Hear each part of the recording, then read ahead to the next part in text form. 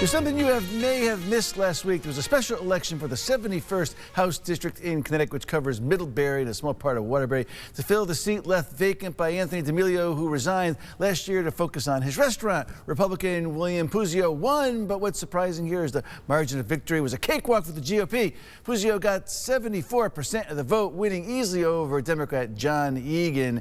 Should that be a wake-up call for the Democrats as we look ahead to November? According to a story in The Hill, Republicans are boasting that Connecticut's gubernatorial race is considered, quote-unquote, in play and offers the most, quote, fertile ground outside the main battlegrounds. And on Thursday, the NRCC released another digital ad hitting 5th District Congresswoman Johanna Hayes for being what they called another corrupt Waterbury politician for accepting corporate PAC money and having her kids on the campaign payroll, guys. So what do you think, huh? I think Republicans have always been historically great at special elections. And yes, the margins are a little staggering, but I wouldn't be so scared.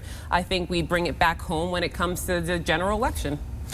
I think historically, when one party is in power in the White House and you have midterms, historically, no matter whether it's the D or R or vice versa, the opposition party tends to do well in a midterm election year because it very often is a referendum on a current administration. I personally feel that President Biden's job approval rating is below 50% in the state of Connecticut. That's just my gut. And I think that voters are going to come out this year and respond to high inflation, high gas prices, high cost of food, economic conditions on the ground.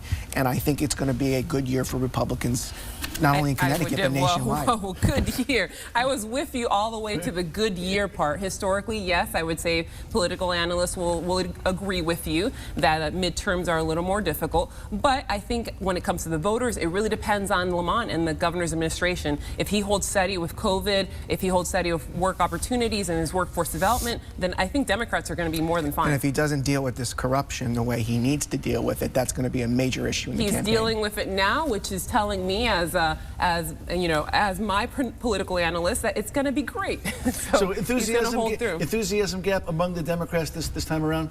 Enthusiasm's still strong, as long, and I would agree with Tim, as long as Lamont takes care of the House. And what about those punches being thrown in the 5th to Johanna Hayes? Those punches aren't real, Tom. Those punches have to do with things that are not even, they're not criminal charges. They're not unethical. She did the right thing. She vetted it by all the right boards. So I don't even know what people are talking about. Huge enthusiasm gap.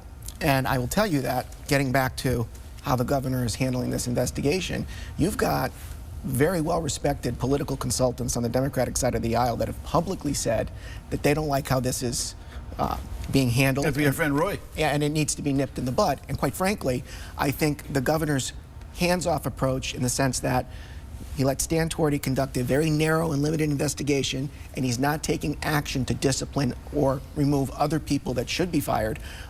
If this isn't handled appropriately, this is going to have legs going into November. All right, guys, next up on Cap Report, is it time for UConn to write the Excel Center's obituary? We'll discuss when we get back. Don't go away.